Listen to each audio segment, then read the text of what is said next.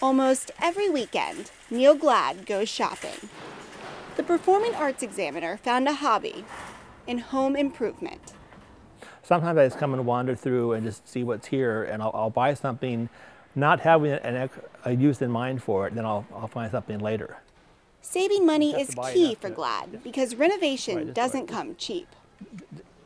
The weekly shopping trips have turned up some great budget finds. I came here and I found 2 solid wood panel doors that matched my house, probably from the 40s, for $25 a piece. I mean, first you couldn't find it at a modern hardware store. But it is a hardware store, and it's called Community Forklift. It looks like a landfill, but it's turning garbage into gold. Sort of. Our mission is to help improve the community around here by both reducing waste and making repairs affordable for folks. The nonprofit is a creative wasteland for home improvement. They expect about 40,000 customers to come through the door of their 40,000 square foot warehouse this year. They carry used materials ranging from lights to toilets to plywood. Ruthie Mundell works at Community Forklift.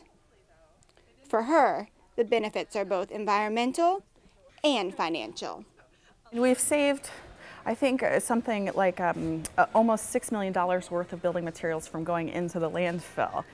In fact, 136 million tons of construction and demolition waste are tossed into landfills each year. We're so proud of ourselves for recycling soda cans, but we've got to start recycling houses.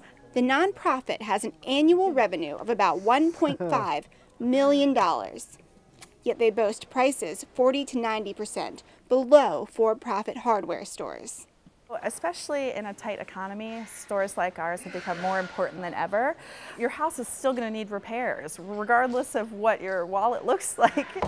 People like Kenneth Brown feel the strain of the economy. I've been out of work for a while. After losing his job as a computer scientist, Brown switched to home improvement. It's almost, in this sort of sense, having champagne taste with beer money and still being able to get the champagne. Brown has been able to fix up his own home and others in the community by pinching pennies. I'm able to utilize a lot of material that I would not have probably been able to afford because I'm on a little bit of a budget. Brittany Kramer also has to keep the budget tight. She owns a company that redecorates homes. I definitely think that Community Forklifts helps me, actually allows me to be creative and think outside the box with design and still be in budget. Kramer turned an old shutter into a desk, an ugly door into a mirror. You could buy a shutter at Home Goods or Lowe's, but and it'd be a lot easier to clean and a lot easier to paint, but there's just something about going to a store that helping our preventing the junk to go into landfills. Glad feels the same way. But I mean, everybody benefits. I mean, the businesses that donate stuff get a tax write-off. People that buy the stuff get it cheap. They're keeping stuff out of a landfill. So it's just, I mean, everyone wins. Now, Glad tries to give back to those who helped him in the first place. When I replaced the ceiling fan in my dining room, I donated the old ceiling fan back here because it was perfectly good. It just wasn't my style. And memories of these replacements are apparent throughout his home. I donated to the forklift.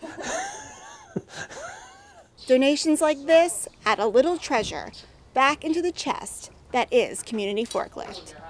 In Prince George's County, Annie Emberland, Maryland Newsline.